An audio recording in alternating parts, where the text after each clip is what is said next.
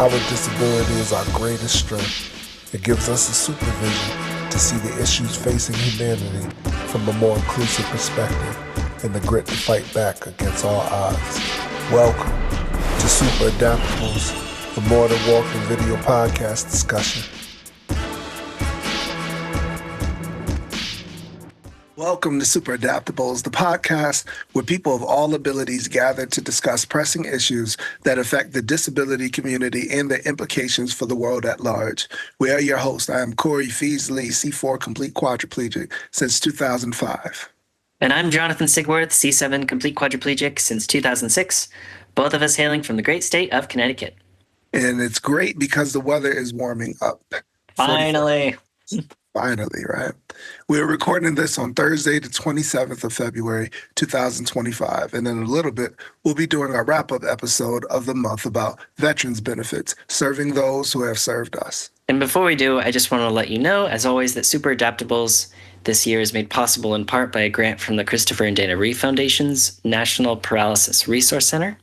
The information provided and opinions expressed in these podcasts do not necessarily reflect the views of the Christopher and Dana Reeve Foundation.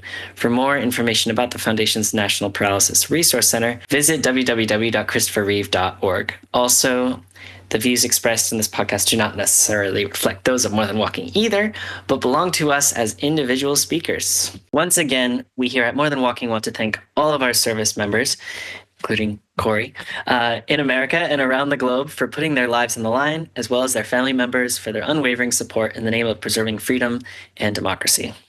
Indeed, and I am so excited about this entire month, just discussing veterans benefits, advocacy, and all of the above, because it is so important that we preserve this portion, because without a military, without those who are supporting families, we don't have a democracy. We don't have those freedoms. And, a little bit, we'll get into, just the historic essence of veterans benefits and where they even come from in the first place.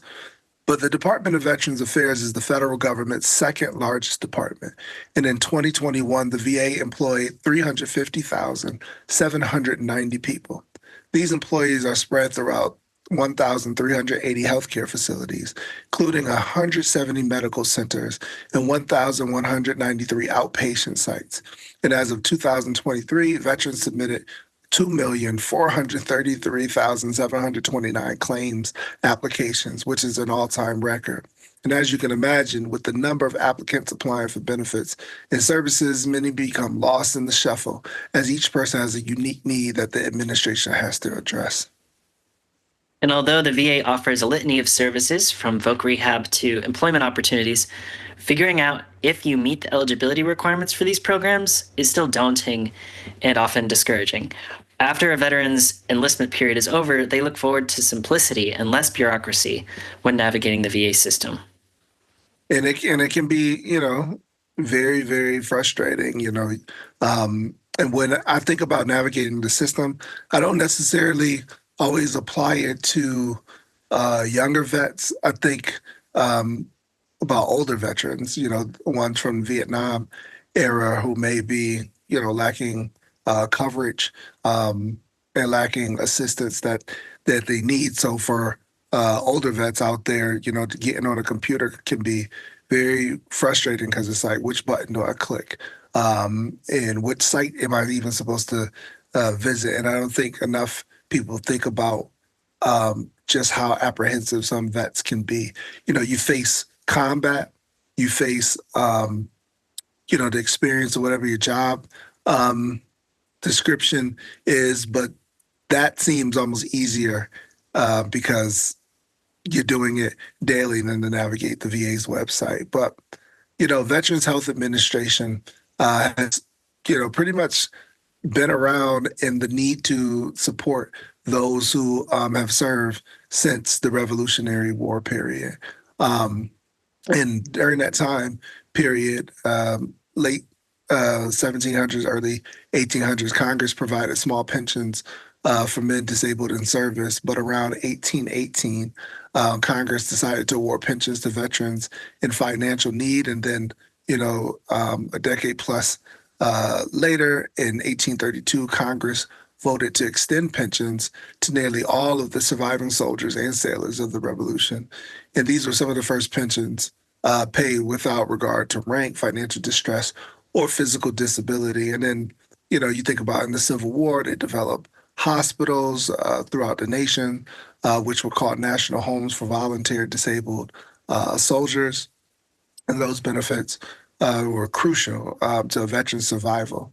But I think, moreover, expanding affordable and accessible health care is about caring for each individual, which is healthy for anyone and everyone, regardless if they're a vet or not. Yeah, I mean, it's really interesting, right? Because when we look at how groundbreaking veterans benefits were in our nation, in particular for us, um, one way of looking at it is, well, is this a potential model for universal healthcare in the States? That's kind of how we went into this conversation. And I guess personally, somewhat naively, not really knowing that much about veterans benefits, not being a veteran myself, and we were asking the question. So, when we hear discussions talking about Medicare for all or universal healthcare, these are often framed, especially by people who oppose them, as socialist ideas or perhaps even communist ideas. Like this is anti-democratic, anti-capitalistic, anti-free market. It's dangerous, but government provided free healthcare is something that is being given on a regular basis to qualifying veterans, people who have fought for this country and been injured in the line of duty.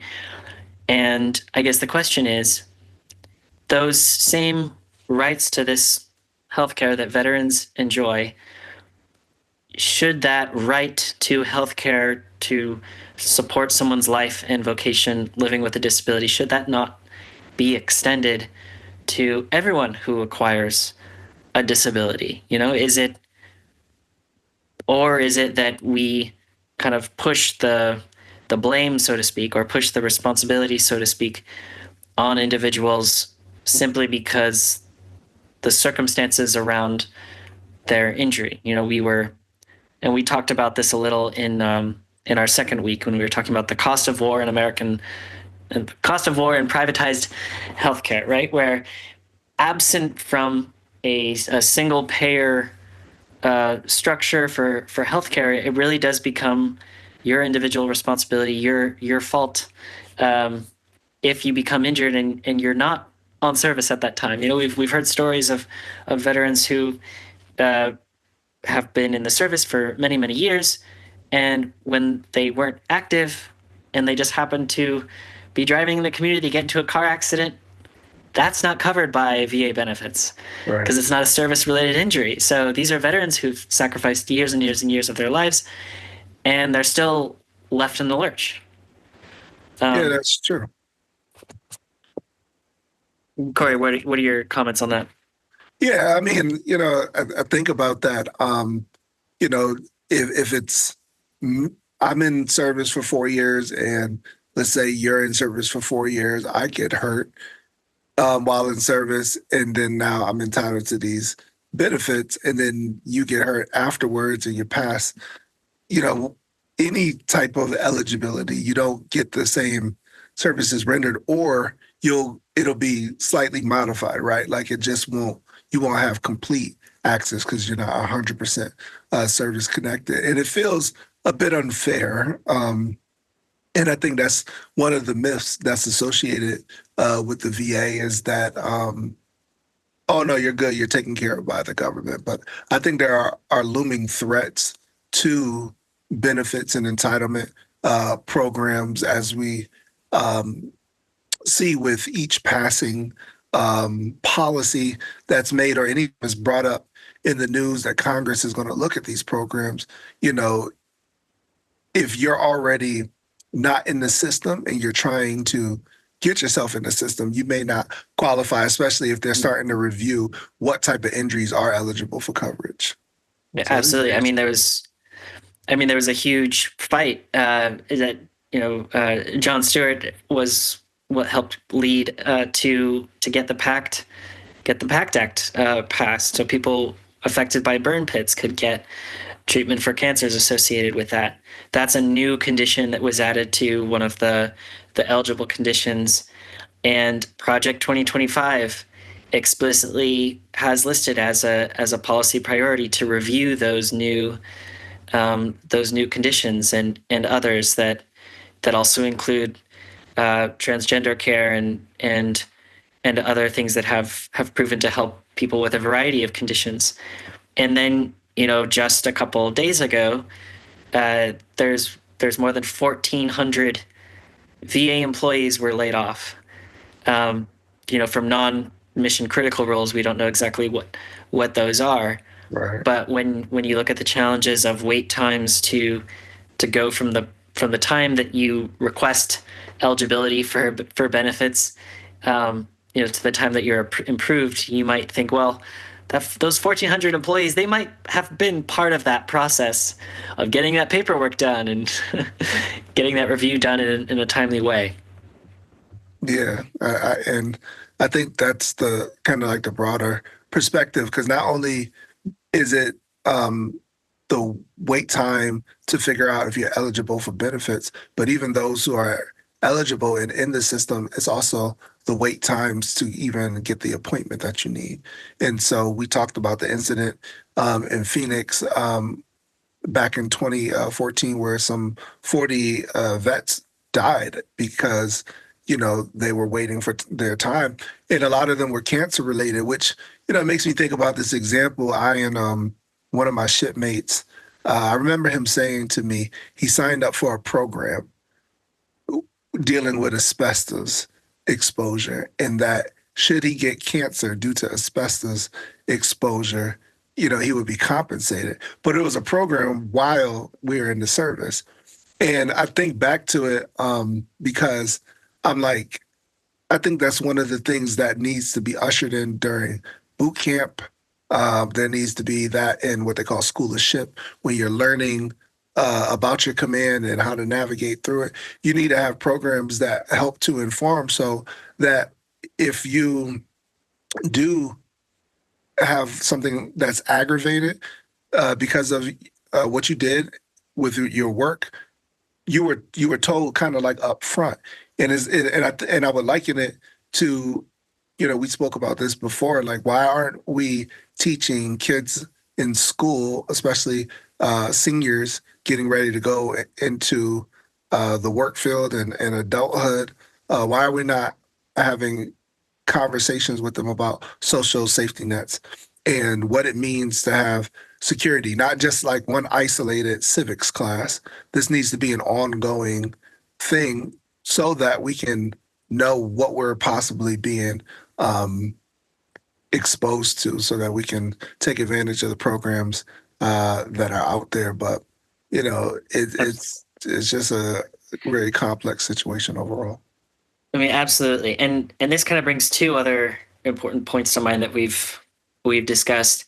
Um, One is that when you think of veteran benefits, and compare it to others like unemployment benefits or Medicaid or disability or SNAP, food assistance for people living in poverty, or under a certain income threshold who have children that they need to care for.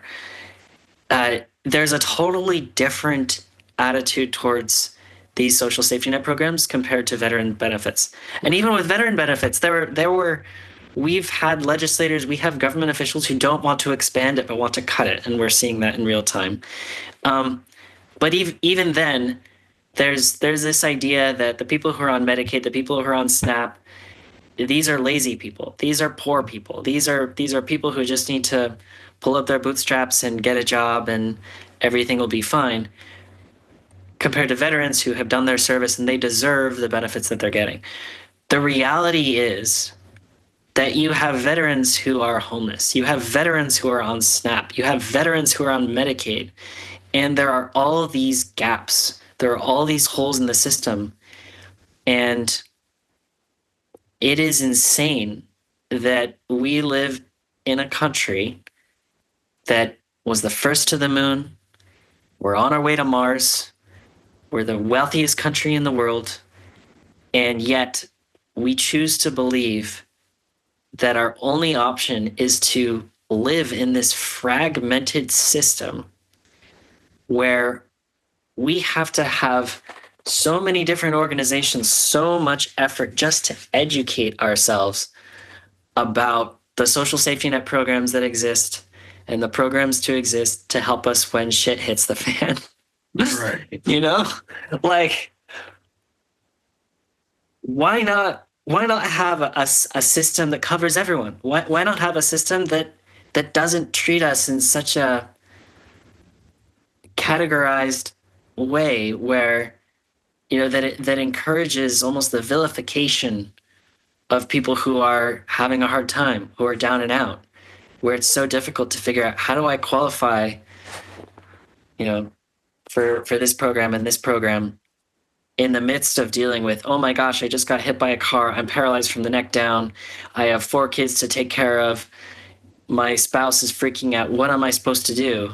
And then on top of that, like, who am I? Like, dealing with managing a disability, and how are you supposed to figure out all these programs? In the midst of that, it's insane that that is what is required of us in the current moment. Yeah, and indeed. I wish I had this quote down verbatim, but it dives a bit into conspiracy, but it's actuality, if that makes sense. So, I love a when, conspiracy quote. all right. So it makes you wonder, why do so many types of complexities exist? Why is paperwork so difficult to read through? And um, I think it was James Madison, I believe, who talked about like the burden should not be on the government to support, you know, kind of like the auxiliary population, right? And so it makes you wonder, like, there are people in the government that have always felt a certain way about what is needed to help run the country in terms of social safety nets. If you don't feel like it's incumbent upon the government to step in, well, like, who else is going to step in? Because you're governing the people, and those people, should they become sick, injured, unemployed, unable to work, unable to serve, right? Like, during the Revolutionary War, you had to call up people, just had to serve, right? So, like, if you don't take care of your population, how do you expect for the economy to run in general? And I think sometimes, and we've talked about this before, where there's not enough people that look like us in certain job positions, which I think it makes it a bit ironic, like with the elimination of DEIA um, offices and stuff like that. Yet you have someone that's currently serving in a cabinet as a secretary who has a disability, right? And you're entrusting this individual to make decisions on vaccines, on um, what is required in terms of Medicare and Medicaid, and this person has a disability, Are right? you talking about RFK Jr.? Yes, sir. Okay. You know what I mean? It's like yeah. I thought about it Well, today. I was like, it's a bit ironic. Like, you eliminate a department, but you hire a person who has a disability. no, I mean, I would I think that's a good point. I mean, as we know that we have governors who are even paralyzed, and we have other people with disabilities. Unfortunately, as I would hope, having a disability is enough to give you the perspective you need to fight for other people with disabilities. Right. Um, Unfortunately, that's not always true. And I mean, we live in a culture where I think disability is still not an accepted or celebrated thing as much as it should be. Um, I think that the biggest evidence for that is the fact that DEI is under attack, which does always include the A. It's not said, but if it is DEIA, um, and I think um, having these types of resources, these social safety net programs, uh, is just so important. Just to hark back to the first month when we introduced this whole topic of social safety nets, I want to read the Franklin Delano Roosevelt quote, which is our uh, president who was in a wheelchair but felt the need to hide it. He was a paraplegic. He said, "The liberty of a democracy is not safe if the people tolerated the growth of private power to a point where it becomes stronger than the democratic state itself. That, in its essence, is fascism: ownership of government by an individual, by a group, or any controlling private power." And in our discussion on the cost of privatized healthcare, and why is it so difficult to navigate these systems and get approved, these systems are designed to be difficult to qualify for. That's how they manage the numbers. That's how they reduce the number of people who are enrolled, by making it difficult to either stay on or to get access to them to begin with. So their whole vetting process is not to make it easy for people who are in the midst of trying circumstances to get access to it, because then too many people who might need it might get on. That's how they control the numbers. And the other part of this is that our private healthcare system makes so much money, makes billions and billions of dollars, maybe even trillions of dollars, and that money does not go to the taxpayer. That goes to private company shareholders, and we're paying the cost. And that also incentivizes programs to limit access to things like Medicaid. That's why managed Medicaid programs are so destructive. When states are, and we'll talk about this more next month when we cover Medicaid. Yeah. But when private interests take control of our healthcare systems, and it's profit over people, or it's profit over our access to healthcare as a right, that is when we run into these situations where it's just really difficult to find and access these programs. Right. And therefore we cannot participate in our democracy and what FDR said, comes to pass. Indeed. And before we kind of move on, I found the quote. It says, "The government of the United States is a definite government confined to specify objects. It is not like the state governments, whose powers are more general. Charity is no part of the legislative duty of the government." And as James Madison, a paraphrase from some of Eliot's debates regarding a proposed subsidy bill in the House of Representatives on January 10th, 1794. So just that idea of charity is no part of the legislative duty of the government is daunting, because it's like, wow, if one person can feel that way, I'm quite sure a group of individuals can feel that way. But, I'm thankful that there are folks out there, and plenty of advocacy groups like ourselves and countless others, who are trying to be the voice of those who are disabled, and even the able-bodied people who assist in those efforts. But, we also went over, just the whole idea of opportunities for people who are disabled and finding that in Voc Rehab. And as a veteran, Voc Rehab is super important, because through Voc Rehab, I got a lot of tools that allow me to be more active in my community and being able to communicate on a daily basis with people, so I didn't remain isolated. Having the ability to get a computer, have the ability to have an environmental control unit, smart devices to be able to connect and open up my door so that I can go outside and walk around and be with my kids, et cetera.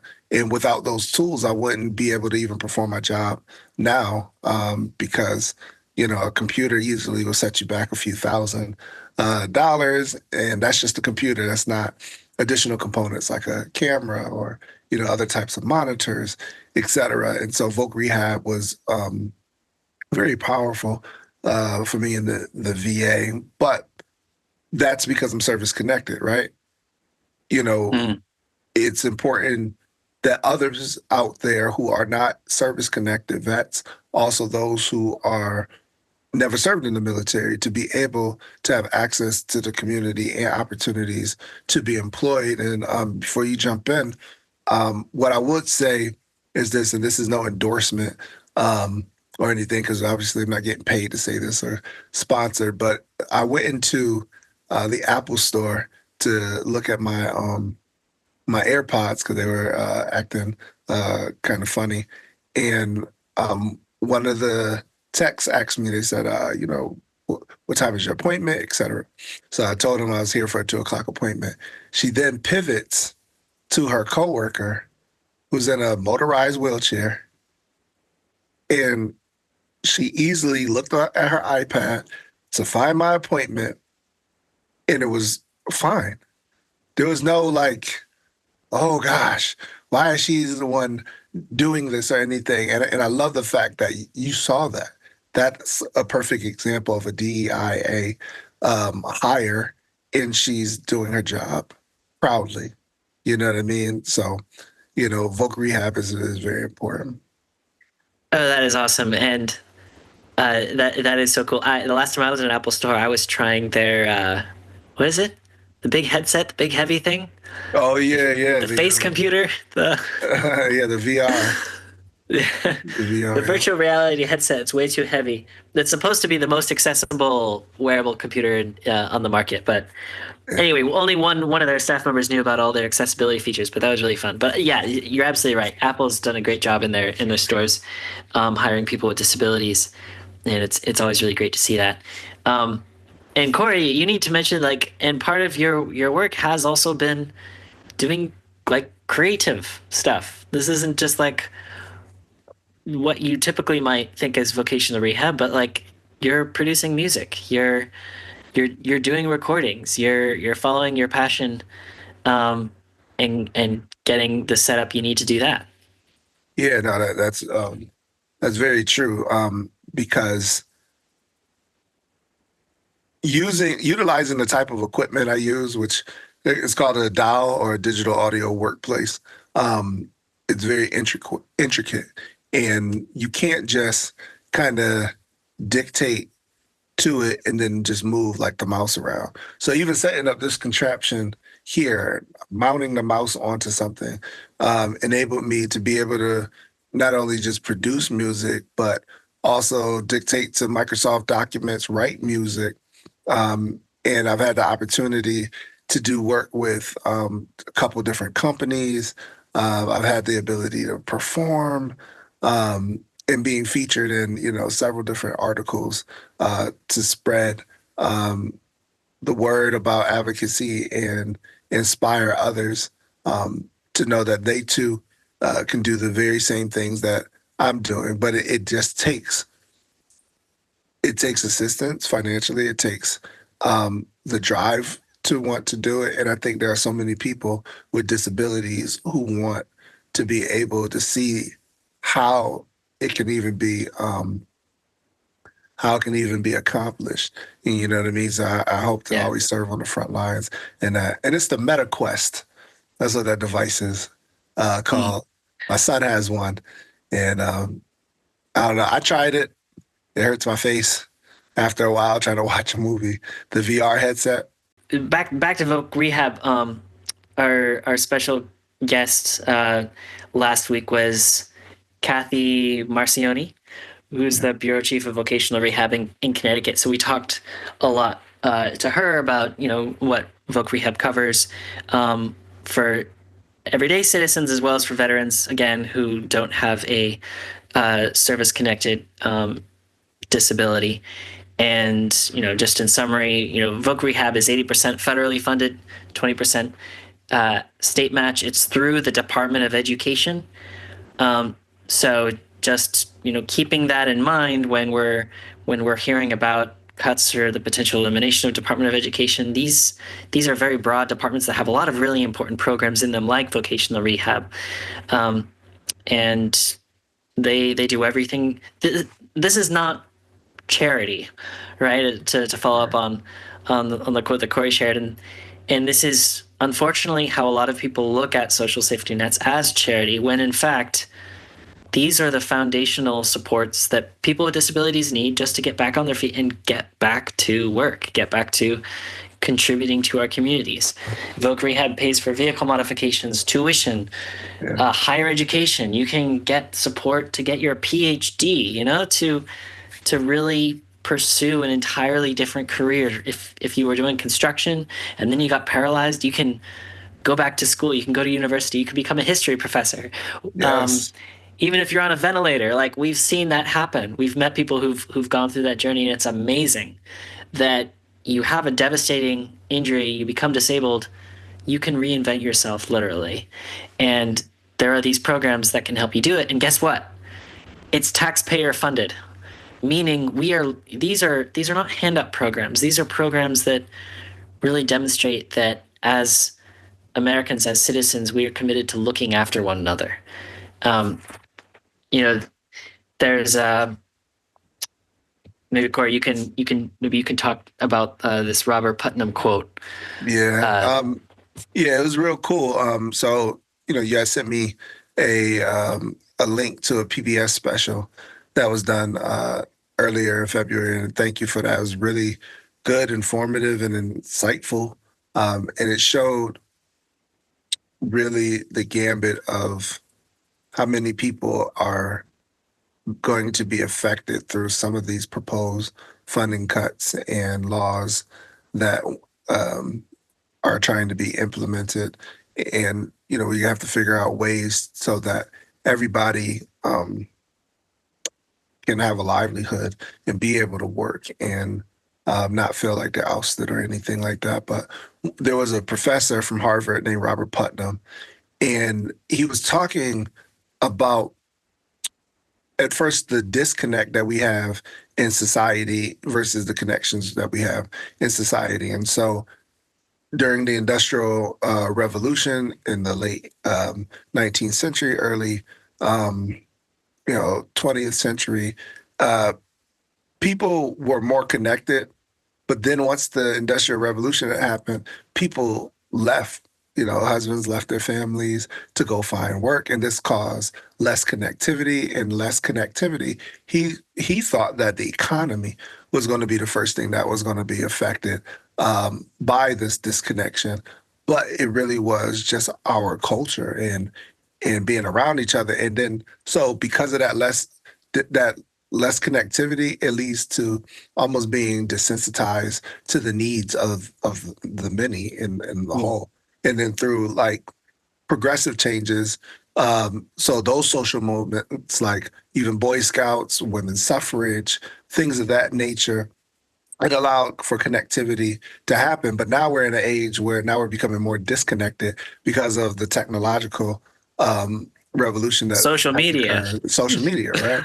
We're all on our phones. We're not all hanging out at the We are not local actively park.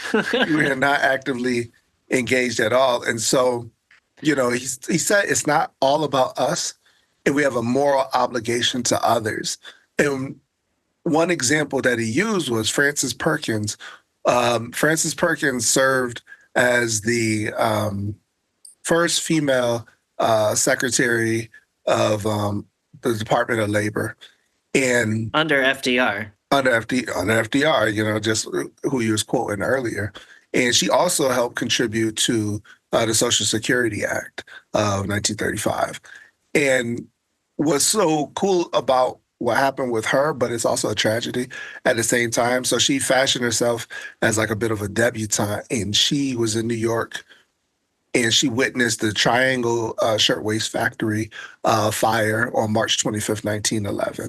And when that occurred, the Triangle Shirtwaist Factory was a sweatshop in New York. and it led to the death of 146 women. And many people, it makes me think of 9/11. They jumped out of windows to their death because they wanted to escape the fire. Well, and And their that, employers had locked the door, and there was lack of yeah, regulation to prevent that from happening.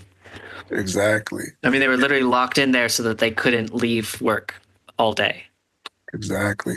So in moments like that, you say to yourself, wow, here it is. I'm living a high life, but at the same token, there are people, you know, who are going through such harsh situations in such horrible employment conditions. What can I do to change? And so that moment is what changed her. And it's so sad because we have to hear the cry of people. Like, for example, if you take away funding for Medicaid or you turn it into block grants, it could lead down the road to something worse in effect. Not only just the disabled, but those who are financially strapped, et cetera, who depend on Medicaid's coverage. And even down the road, if you lose your job and you have a kid with a disability or anything, you may need to tap into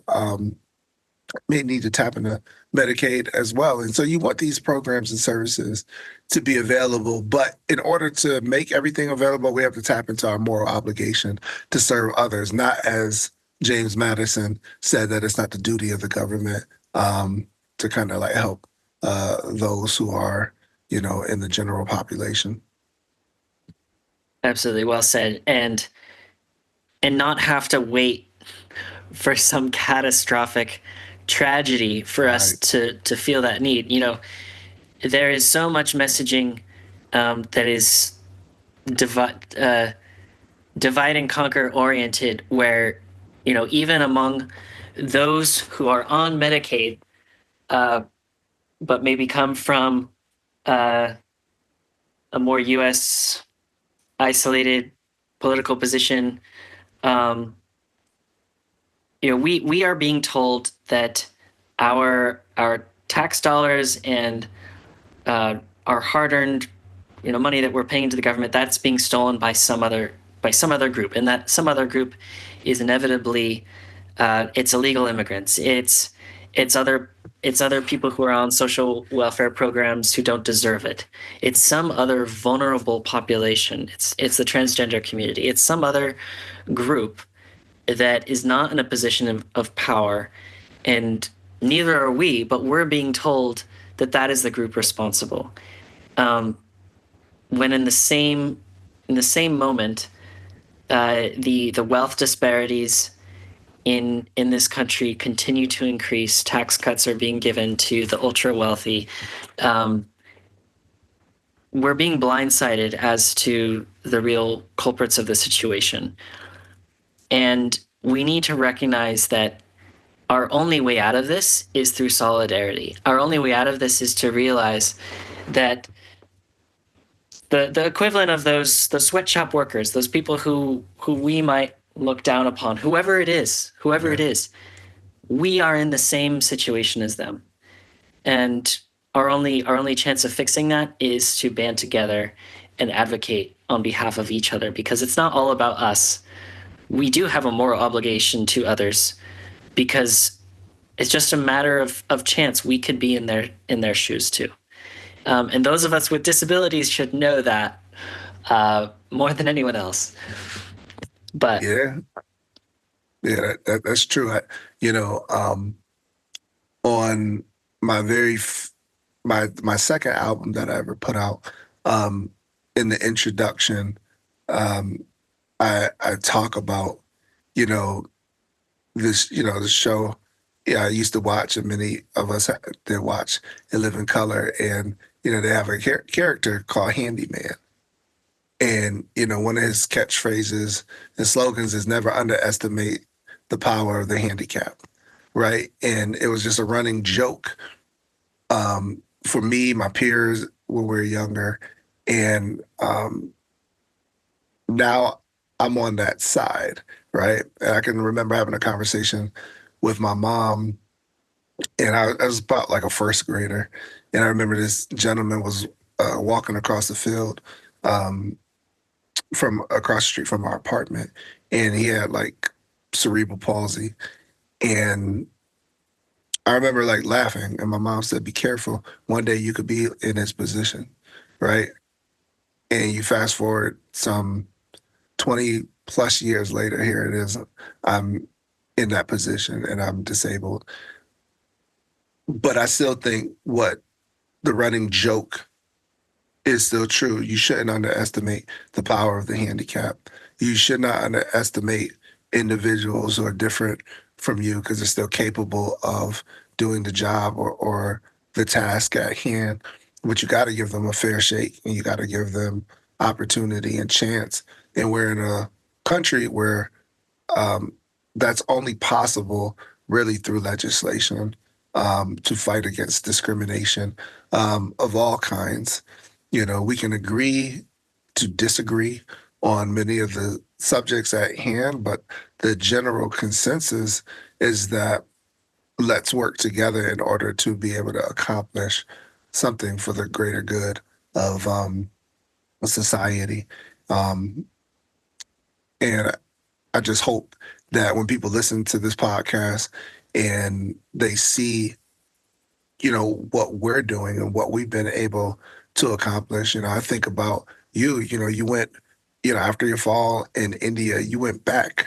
You didn't just stay stateside and just say, okay, it's whatever. No, even within your wheelchair, you went back and you stayed there. You immersed yourself with the people to show them, hey, look, man, I'm a quad, and guess what I can do? And you show them I can transfer myself because they didn't learn the skill set because you kind of, cast to the side. And that's the power that the disabled community has is that we can show people through our experiences. And so I hope people really, really um, get that. But man, Absolutely. yep, go ahead. And and I was able to do that because my first peer mentors, we didn't share the same language, didn't share the same nationality. When I was injured there, didn't share the same religion.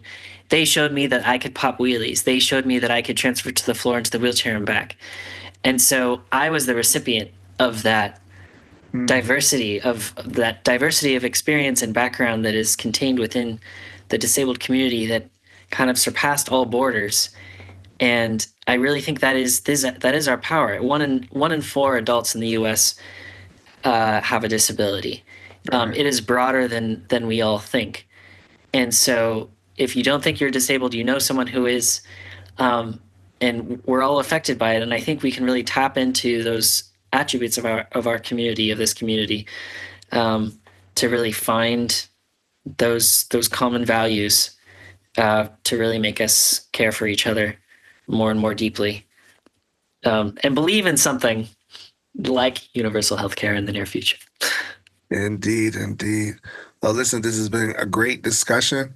For those of you out there who will tap in and view this, please go to morethanwalking.com/advocacy and to find out how you can share your perspective or experience on VA benefit as well. You can find other organizations that you too can join their advocacy efforts to help support veterans and their families. And make sure to stay tuned in and join us next month and sign up for the More Than Walking newsletter at morethanwalking.com to learn about the topic we will cover next, which will be Medicaid. Also, like, comment, and subscribe to our More Than Walking YouTube channel to watch every podcast, and we'll be dropping new episodes every Monday and Tuesday, Monday or Tuesday. And we're a little late on some episodes this month, but looking forward to some improved consistency in the weeks ahead. Follow us wherever you are listening to podcasts. Just search for More Than Walking or Super Adaptables. Indeed. Until then, remain encouraged, stay hopeful, and above all else, Keep adapting.